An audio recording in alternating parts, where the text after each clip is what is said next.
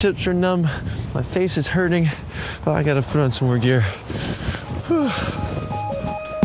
Russia today has the world's biggest reserves of gas, worth trillions of dollars. As a result, the Russian Arctic has been utterly transformed. It all began here, just outside Novy Urengoy in 1966, when what would turn out to be one of the world's biggest gas fields was discovered in the wilderness. All right, now I'm properly kitted out. Feeling a lot warmer. Got my thermals on the top and bottom.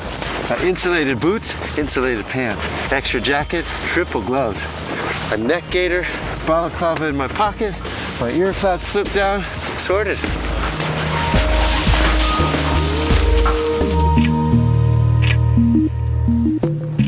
When the potential resources of this remote region were originally being investigated back in the 1960s, this is where the first exploratory drilling hole struck an ocean of gas. Bingo! No wonder there were celebrations.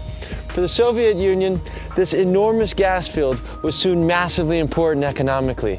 And today, more than 50 years later, it still is for modern Russia.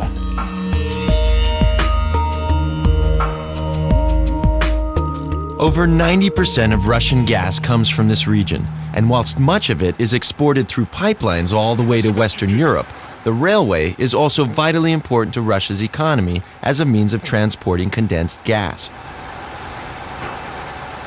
At numerous locations like this around Novy Urengoy, railroad tank cars are loaded up. Right now, they're preparing the train by steam cleaning all these tank cars before they're filled with gas condensate, which is then turned into fuel, like benzene and kerosene, and shipped all the way out to you guys.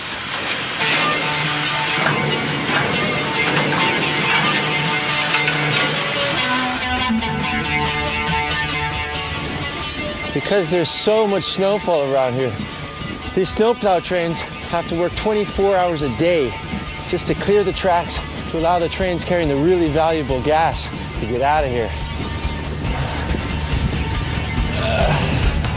Здравствуйте, проходите, пожалуйста.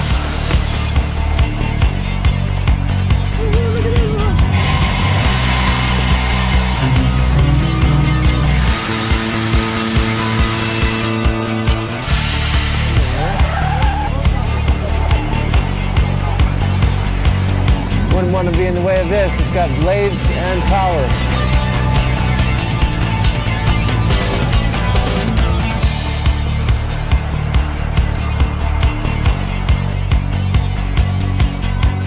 Clearing the deep snowfall takes a toll on the train. A part of the snowplow is broken by the sheer weight of the snow and has to be fixed.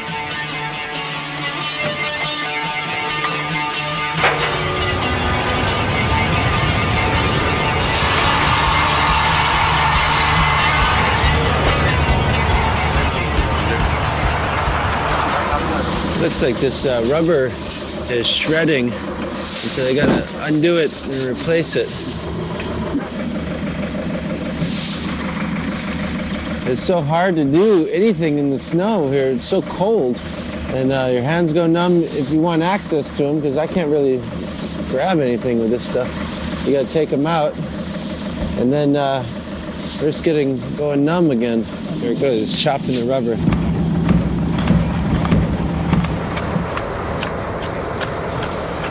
Most of the track can be cleared by the snowplow train, but around the points they don't want to damage it, so they can use tractors up to a certain point, and all the rest has to be done by hand.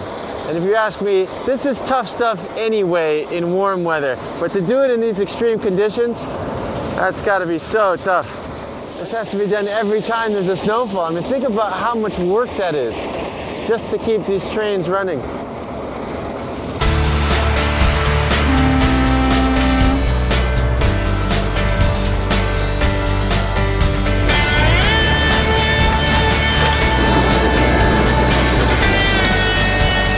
With the tracks clear of snow, the fuel trains are free to head south with their precious cargo of condensed gas.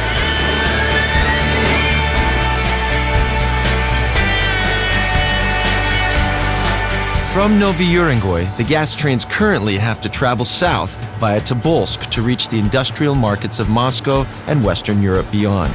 But once the gap from Nadim to Lapitnangi is bridged, the journey to Moscow and beyond will be shorter, quicker, and cheaper.